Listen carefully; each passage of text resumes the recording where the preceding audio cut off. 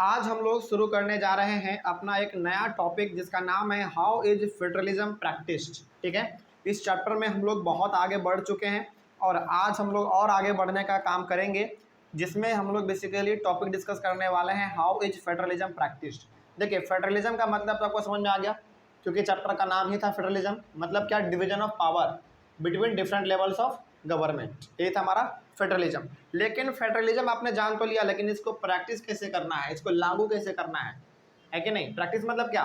बार बार उसको बार बार उसके बारे में जानना, उसके बारे में बार बार तैयारी करना, है कि नहीं? प्रैक्टिस का मतलब तो ये होता है। तो फेडरलिज्म को हम लोग बार बार प्रैक्टिस कैसे करते हैं, इसी के बारे में हम लोग यहाँ पे जानेंगे। तो बेसिकली ये जो आपका टॉपिक है, main topic how is federalism practice, इसके अंदर आपको 3 सब टॉपिक पढ़ना है। पहला है आपका लिंग्विस्टिक स्टेट्स, ठीक है, दूसरा है लैंग्वेज पॉलिसी, और तीसरा है आपका बहुत इंपॉर्टेंट सेंटर स्टेट रिलेशंस। ठीक है, चलिए, तो इन तीनों के बारे में हम लोग एक एक क्लास में पढ़ लेंगे, यानी कि सेपरेट कर लेंगे, ताकि हमारा जो स्टैंडिंग है, वो अंडरस्टैंडिंग जो है वो बहुत ही अच्छी तरीके से हो पाए। ठीक है, चलिए, तो सबसे पहले हम लोग बात करेंगे लिंग्विस्टिक स्टेट्स के बारे में कि आखिर लैंग्वेज के आधार पर स्टेट्स को क्यों बांटा गया। लैंग्वेज के आधार पर, फॉर एग्जांपल मान लीजिए तमिलनाडु आप चले जाइए, तमिल बोला जाता है कि नहीं? केरल चले जाइए, इंग्लिश बोला जाता है कि नहीं? पंजाब चले जाइए, पंजाबी बोला जाता है। फिर से आप इधर चले जाइए, क्या कहते हैं, हैदराबाद चले जाइए, हैदराबादी बोलते हैं सभी लोग। यानी कि लैंग्वेज के आधार पर ऐसा ज़रूरत क्यों पड़ा कि लैंग्वेज के आधार पर स्टेट्स को हम लोगों को बांटना पड़ा, है कि नहीं? तो इसी के बारे में हम लोग यहाँ पे आज पढ़ेंगे, यानी कि लिंग्विस्टिक स्टेट्स के बारे में। चलिए शुरू करते हैं। क्या लिखा हुआ है? सबसे पहली बात यहाँ पे लिखी हुई है, the creation of linguistic states was the first and a major test for Indian federation. मतलब कि इंडिया के फेडरलिज्म को बढ़ावा देने के लिए सबसे पहला काम यदि किया गया तो ये किया गया कि लैंग्वेज के आधार पर स्टेट्स को क्या कर दो, डिवाइड कर दो। अच्छा, अब आपको लग रहा होगा कि सर लैंग्वेज के आधार पर स्टेट्स को डिवाइड करना ये फेडरलिज्म को कहाँ से बढ़ावा दे रहा है, लग रहा होगा ना? मतलब कि आप क्या कर रहे हैं, लैंग्वेज के आधार पर, लैंग्वेज के बेसिस पर आप स्टेट्स को क्या कर रहे हैं, बांट दे रहे हैं, बाउंड्री घेर दे रहे हैं उसके आजू बाजू में। ये तो बुरा हुआ, ये तो फेडरलिज्म को बढ़ावा नहीं हुआ। लेकिन नहीं, थोड़ा सा और आप आगे पढ़ेंगे, अभी हम लोग यहाँ पे पढ़ेंगे, तब आपको लगेगा कि कहीं ना कहीं लैंग्वेज के आधार पर स्टेट्स को बांटना, एक बाउंड्री क्रिएट करना उसके बीच में बहुत ही अच्छा रीजन है फेडरलिज्म को बढ़ावा देने का। इसके बारे में अभी आपको मालूम चलेगा। बेशक अभी आपको उटपटांग लग रहा होगा कि लैंग्वेज के आधार पर क्यों स्टेट्स को बांटना है, बिल्कुल लग रहा होगा ऐसा मेरे हिसाब से। लेकिन थोड़ी देर बाद आपका जो है ना कन्फ्यूजन सारा दूर हो जाएगा। ठीक है, चलिए, तो सबसे पहला इंडिया के फेडरलिज्म को बढ़ावा देने के लिए, या फिर आप इंडियन फेडरेशन कह लीजिए, उसको बढ़ावा देने के लिए सबसे पहला काम जो किया गया वो आपका काम किया गया लैंग्वेज के आधार पर स्टेट्स को बांटना। ठीक है, ये आपका पहला था। उसके बाद if we see the political map of India from 1947 to 2013, many all states have vanished and many new states have been created. देखिए, हम लोग यदि अपने पॉलिटिकल मैप को देखें, इंडिया के मैप को उठाकर देखें, 1947 से लेकर, यानी कि जब हमारा देश आज़ाद हुआ उस समय से लेकर 2013 तक का, या फिर आज तक का 2022 तक का यदि हम लोग मैप देखें उठाकर, तो आपको ये पता चलेगा कि बहुत सारे ऐसे पुराने स्टेट्स थे जिनको कि ख़त्म कर दिया गया। ख़त्म कर दिया गया मतलब क्या? उसके नामों को बदल दिया गया।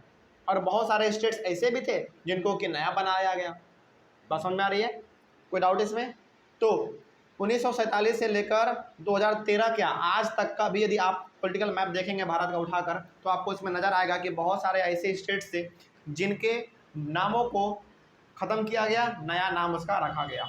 बात समझ में आ रही है? और उस समय पे ना हमारा स्टेट्स का जो बाउंड्री था वो भी डिफाइन अच्छी तरीके से नहीं था। बात समझ में आ रही है? यानी कि कोई स्टेट्स बहुत बड़ा है तो कोई छोटा है, कोई खास पॉलिटिकल बाउंड्री खड़ा हुआ इस प्रकार का नहीं था। ठीक है, तो वही बात यहाँ पे कहा गया है कि हमारे आज़ादी से लेकर आज तक के समय में हमारे भारत में ऐसे बहुत सारे स्टेट्स थे जिनको कि पूरी तरीके से ख़त्म करके एक नया स्टेट्स उसको बनाया गया, उसके नामों में बदलाव भी किया गया। ये चीज़ हो रहा था। आगे, in 1947 the boundaries of several all states of India were changed in order to create new states। वही बात है जो कि हमने अभी आपको कहा कि 1947 में जब हमारा देश आज़ाद हो गया उस समय पे हमारे स्टेट्स को बांटने के लिए पॉलिटिकल बाउंड्री मतलब कि खींचा गया। मतलब कि इतना से इतना दूर ये स्टेट्स है, इतना से इतना दूर ये स्टेट्स है, इतना से इतना दूर ये स्टेट्स है। ये सारा कुछ हमारे भारत के समय पे किया जा रहा था, क्योंकि देखो हम लोग आज़ाद हो चुके थे, 1947 में हम लोग आज़ाद हो चुके थे। अब आज़ाद भारत का जो सिस्टम में है, यानी कि आज़ाद भारत का जो सिस्टम है वो अच्छी तरीके से चलना चाहिए ना। तो चलेगा कब? जब आप स्टेट्स वाइज क्या कर देंगे, बाउंड्री को क्रिएट कर देंगे, क्योंकि तभी तो आपको मालूम चल पाएगा कि हमारे भारत में कितने स्टेट्स हैं, किस स्टेट्स में कितने लोग रहते हैं, इस प्रकार का आपको मालूम चल पाएगा। तो 1947 के बाद का यदि आप मैप देखेंगे तो आपको बहुत ही बदलाव उसमें नज़र आता हुआ दिखाई देगा। पहले कुछ और स्टेट्स का नाम था, कुछ और अभी है। उस समय पे स्टेट्स भी हमारे पास कम थे, लेकिन आज देखो हमारे पास कितना सारा स्टेट्स है कि नहीं। तो ये सारा कुछ है। आगे तो वही बात यहाँ पे कहा गया था कि 1947 में जो है हमारे भारत के बहुत सारे पुराने स्टेट्स के बाउंड्री को बदल दिया गया और नया स्टेट्स बनाया गया। और समझ में आ रही है? आगे बढ़ते हैं। This was done to ensure that people who spoke this same language lived in this same state. अच्छा, ऐसा क्यों किया जा रहा था? यानी कि अलग अलग प्रकार के बाउंड्री को क्यों घेरा जा रहा था? बाउंड्री घेरने का मतलब क्या, दीवार खड़ा करना? नहीं, यहाँ पे दीवार खड़ा करना नहीं है। यहाँ पे मतलब ये है कि एक पॉलिटिकल बाउंड्री घेर देना इस प्रकार का, जिससे ये पता चले कि इधर से इधर ये स्टेट है, उधर से उधर ये स्टेट है। ठीक है, तो ऐसा क्यों किया जा रहा था? इस बाउंड्री क्यों बनाया जा रहा था? स्टेट्स को सेपरेट क्यों किया जा रहा था? क्योंकि देखो हमारा जब भारत आज़ाद हुआ ना 1947 में, उस समय पे लगभग ना 3-4 स्टेट्स आपस में मिले जुले रहते थे, लेकिन बाद में जैसे जैसे ज़रूरत पड़ता गया हम लोग उसको बांटते चले गए। एग्जाम्पल के तौर पे मैं आपको बताता हूँ, जैसे बिहार, उड़ीसा और झारखंड पहले एक ही था, लेकिन बाद में क्या कर दिया गया, पॉलिटिकल बाउंड्री बीच में घेर दिया गया, खींच दिया गया कि इधर से इधर झारखंड है, इधर से इधर बिहार है, इधर से इधर उड़ीसा है। बात समझ में आ रही है? तो ऐसा क्यों किया जा रहा था? यानी कि स्टेट्स के बीच में बाउंड्री घेर कर स्टेट्स को सेपरेट क्यों किया जा रहा था? इसलिए किया जा रहा था ताकि एक प्रकार के लैंग्वेज बोलने वाले लोग एक स्टेट्स में रह सकें, इसीलिए किया जा रहा था।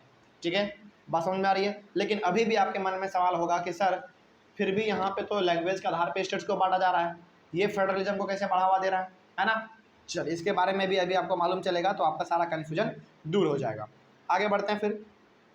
सम स्टेट्स, तो पहला बात तो यहाँ पे कि स्टेट्स को क्यों क्रिएट किया गया अलग अलग बाउंड्री के द्वारा, क्योंकि एक प्रकार के लैंग्वेज बोलने वाले लोग एक ही स्टेट में रह सके।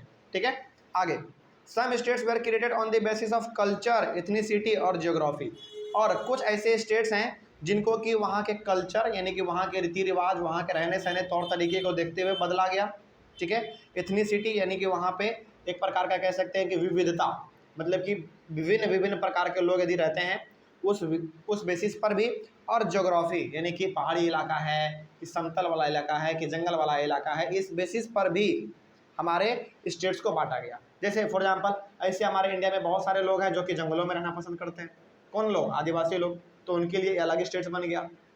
एग्जाम्पल के तौर पर आपका झारखंड, हालांकि पूरा झारखंड आदिवासी नहीं है, लेकिन आदिवासी अधिकतर आपको देखने को मिलेंगे कहाँ पर? झारखंड में मिल जाएंगे, आपको मध्य प्रदेश में मिल जाएंगे, उड़ीसा में मिल जाएंगे। क्यों? क्योंकि ये ऐसी जगह है जो कि थोड़ा सा पहाड़ी इलाका है, मतलब कि पहाड़ी इलाका पूरा तो नहीं है लेकिन हल्का फल्का है, लेकिन यहाँ पे जंगल बहुत सारे हैं।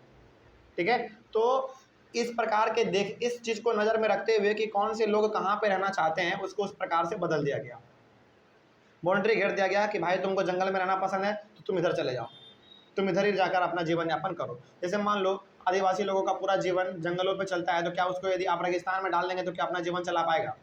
नहीं चला पाएगा, वो वहाँ पे फिट ही नहीं हो पाएगा, है ना? तो लोग कहाँ पे रहना पसंद करते हैं, उनका कल्चर कैसा है, इस प्रकार का बाउंड्री घेरा गया इस चीज़ को देखते हुए, ताकि इस प्रकार के लोग एक जगह रह सकें। ठीक है, तो ये सारा कुछ हो रहा था। इसका एग्जाम्पल है आपका, this includes states like Nagaland, Uttarakhand और झारखंड। ठीक है, जैसे नागालैंड के लोगों का जो रहन सहन है या फिर उसका जो अपीयरेंस है, बॉडी का स्ट्रक्चर है, उसको आप देखेंगे ना तो उसका आधा आँख जो है ना लगता है कि हमारे अंदर ही में है। मतलब कि आप चाइनीज़ को देखें, चाइनीज़ लोगों का ही अपीयरेंस थोड़ा बहुत आपको नागालैंड लोगों का देखने में लगता है। उनका कल्चर अपना अलग है, उनका रहन सहन अलग है, उनका वेशभूषा अलग है। तो इस बेसिस पे कहा गया कि भाई देखो तुम्हारे जैसे लोग ना सारे यहाँ पे रहना पसंद करते हैं, तो जाओ तुम इधर ही रहो, है कि नहीं? एक पॉलिटिकल बाउंड्री घेर दिया गया और उसको कुछ नाम दे दिया गया, जैसे नागालैंड नाम दे दिया गया। ठीक है, तो नागालैंड हो गया, उत्तराखंड हो गया। उत्तराखंड में बेसिकली ऐसे लोग रहते हैं, उत्तराखंड में आप देखेंगे ऐसे लोग रहते हैं जो कि थोड़ा बहुत इनका जो है ना एनिमल हस्बेंड्री से काम होता है। या फिर थोड़ा बहुत इसमें आपका जैसे कपड़े बनाना, शॉल बनाना, इस प्रकार का काम जो करते हैं हमारे, वो अधिकतर आपको उत्तराखंड में देखने को मिल जाएंगे। और झारखंड में बेसिकली आपको आदिवासी लोग देखने को मिल जाएंगे। पूरा नहीं, मैं बार बार कह रहा हूँ कि पूरा नहीं, झारखंड पूरा का पूरा आदिवासी नहीं है, लेकिन वहाँ पे आदिवासी लोग ज़्यादा रहते हैं, यानी कि जंगलों में ज़्यादा रहते हैं, क्योंकि झारखंड में जंगल बहुत है। बात समझ में आ रही है? तो इस बेसिस पे तो यहाँ पे आपने दो चीज़ देखा। पहला चीज़ ये देखा कि एक प्रकार के लैंग्वेज जो लोग बोल रहे हैं उसके लिए स्टेट अलग किया गया, है ना, पहले लैंग्वेज के बेसिस पे किया गया। और दूसरा यहाँ पे कल्चर, इथनिसिटी और ज्योग्राफी के बेसिस पे किया गया। कल्चर मतलब कि उसका रहन सहन, वेशभूषा कैसा है, इस बेसिस पे। इथनिसिटी मतलब कि उस पर्टिकुलर एरिया में किस किस प्रकार के लोग रह रहे हैं, है कि नहीं, इस बेसिस पर। और ज्योग्राफी यानी कि पहाड़ी वाले इलाके में कौन रहना पसंद करता है, जंगलों में रहने वाला इलाके में कौन पसंद करता है रहना, इस प्रकार के बेसिस पे भी हमारे स्टेट्स को बांटा गया। याद रहेगा ये चीज़। चलिए अब मैं आपको बताता हूँ कि आखिर लैंग्वेज के आधार पर स्टेट्स को बांटना क्यों ज़रूरी था। देखो इसलिए ज़रूरी था ना, क्योंकि मान लो सपोज करो कि एक स्टेट है जिसमें कि बहुत अलग अलग प्रकार के लैंग्वेज बोलने वाले लोग रह रहे हैं, ठीक है, ठीक है। तो अब ज़रा बताओ क्या हुआ, उस स्टेट्स का गवर्नमेंटल डिपार्टमेंट क्या अच्छी तरीके से चल पाएगा? नहीं चल पाएगा। हो सकता है कि गवर्नमेंट डिपार्टमेंट में यदि 100 एम्प्लॉय हैं, 100 एम्प्लॉय में से 10 को हिंदी पढ़ना लिखना आता है, 10 को तमिल आता है, 10 को इंग्लिश आता है, 10 को उर्दू आता है, 10 को फारसी आता है, इस प्रकार का यदि एम्प्लॉय वहाँ पर रहेगा तो क्या काम चल पाएगा अच्छी तरीके से? नहीं चल पाएगा। तो इसलिए ये ज़रूरी हो जाता है, ये ज़रूरी हो जाता है कि एक स्टेट्स में लगभग वही सारे लोग रहे जो कि एक प्रकार के लैंग्वेज बोलते हैं। क्यों? क्योंकि वहाँ के किसी भी कामकाज में उतना दिक्कत ना आए, इसीलिए लैंग्वेज के बेसिस पे स्टेट्स को बांटना जरूरी था, ताकि वहाँ का सिस्टम अच्छी तरीके से चल पाए। तो क्या अब आपको मालूम चला कि फेडरलिज्म में लैंग्वेज के बेसिस पर स्टेट्स को बांटना सही है या गलत है? बिल्कुल सही है। देखो भाई, लैंग्वेज के आधार पर आप स्टेट्स को बांट रहे हैं, बांटने का मतलब ये नहीं कि आप भारत से अलग हो जा रहे हैं। बांटने का मतलब केवल ये है कि आप रहेंगे भारत का ही हिस्सा, लेकिन आपका एक अलग बाउंड्री है, उसी के अंदर में आप रहेंगे, ठीक है। चलिए ये हो गया हमारा, आगे बढ़ते हैं।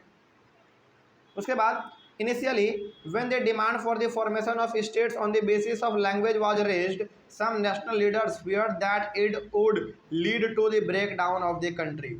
जिस समय हमारा देश भारत आज़ाद हुआ उस समय पे ऐसा हमारे बड़े बड़े पॉलिटिकल लीडर के द्वारा कहा गया कि भारत के स्टेट्स को क्या करो, लैंग्वेज के बेसिस पे बांट दो, यानी कि जो जिस प्रकार का लैंग्वेज बोल रहा है उसको वहाँ पे एक बाउंड्री घेर दो और ये तय कर दो कि वहाँ के लैंग्वेज, यानी कि वहाँ पे रहने वाले लोग वही लैंग्वेज बोलते हैं। जैसे तमिल में आप जाएंगे, तमिलनाडु में जाएंगे आपको तमिल बोलने वाला मिलेगा, हैदराबाद जाएंगे हैदराबादी मिलेगा, बंगाल जाएंगे बंगाली मिलेगा, यानी कि एक एक प्रकार के जो लैंग्वेज बोल रहे हैं वहाँ के स्टेट्स को भी अलग कर दो, है ना, पॉलिटिकल बाउंड्री घेर दो और उसको अलग कर दो। अलग करने का मतलब ये नहीं है कि वो भारत से अलग हो जाएंगे। तो हमारे कुछ लीडर का ऐसा कहना था कि भारत में विभिन्न प्रकार के लैंग्वेज बोले जा रहे हैं, तो लैंग्वेज के बेसिस पे स्टेट्स को डिफाइन कर दो। कुछ लीडर का ऐसा कहना था, लेकिन कुछ लीडर का ऐसा भी कहना था कि यदि हम लोग लैंग्वेज के बेसिस पर स्टेट्स को डिवाइड करेंगे तो ये हमारे देश को क्या कर देगा, ब्रेक डाउन कर देगा, यानी कि हमारे देश को पूरी तरीके से तोड़ के रख देगा। बात समझ में आ रही है? तो दोनों प्रकार का वहाँ पे मतभेद था। बट लेटर, लेकिन बाद में it was experienced that the formation of linguistic states has actually made the country more united। लेकिन बाद में ऐसा देखा गया, बाद में इसको एक्सपीरियंस किया गया कि लैंग्वेज के आधार पर स्टेट्स को बांटने से हुआ क्या, हुआ ये कि हमारा भारत और ज़्यादा यूनाइट हो गया, टूटने के बजाय यूनाइट हो गया। देखो हमारा मकसद लैंग्वेज के आधार पर स्टेट्स को बांटने का क्या था? क्या लोगों को बीच में तोड़ देना? नहीं, बल्कि और ज़्यादा से ज़्यादा यूनाइट हो सके, अच्छे से काम कर सके, है कि नहीं, वहाँ के ऑफिस वाले काम अच्छी तरीके से हमारा हो पाए, ठीक है। चलिए, तो इस प्रकार का जो हम लोगों को यहाँ पे देखने को मिल रहा है, इससे ये हुआ कि हम लोगों ने लैंग्वेज के आधार पर स्टेट्स को बांट दिया, जिससे कि बहुत ही अच्छा फ़ायदा हम लोगों को देखने को मिला, क्योंकि वहाँ पे किसी प्रकार के लोगों को कोई समस्या नहीं हुआ। गवर्नमेंट जॉब में, यूनिवर्सिटी में, कॉलेज में, स्कूल में किसी प्रकार का कोई दिक्कत नहीं हुआ, ठीक है। आगे बढ़ते हैं। उसके बाद it has also made administration easier, वही बात है, ऑफिशियल वर्क। जैसे यदि एक स्टेट्स में एक ही प्रकार के लैंग्वेज के लोग बोलने वाले रह रहे हैं तो ज़्यादा संभावना है कि वहाँ पे ऑफिशियल वर्क अच्छी तरीके से हो पाएगा, है कि नहीं। जैसे फॉर एग्जांपल मान लीजिए पुलिस स्टेशन है, पुलिस स्टेशन वाला समझता है बंगाली, हम गए अपना शिकायत लेके, हम बोलते हैं उर्दू, तो क्या समझ पाएगा? नहीं समझ पाएगा। इसलिए ये ज़रूरी हो जाता है कि एक स्टेट्स में लगभग जो है एक ही प्रकार के लैंग्वेज वाले बोलने वाले लोग रहें तो ज़्यादा बेटर होगा। ठीक है, ये उस समय पे ऐसा सोचा गया। तो इस आधार पे हम लोगों ने क्या किया, अपने स्टेट्स को लैंग्वेज के आधार पे बांट दिया। तो लिंग्विस्टिक स्टेट समझ में आ गया पूरा। ठीक है, चलिए उसके बाद हमारा आता है लैंग्वेज पॉलिसी। ठीक है, लैंग्वेज के बारे में हम लोग बात करेंगे, वो भी अपने अगले वाले क्लास में। कोई डाउट यहाँ तक समझने में? चलिए मिलते हैं अगले वाले क्लास में। तब तक के लिए थैंक यू। आप इसका रिवीजन करते रहें। Thank you very much.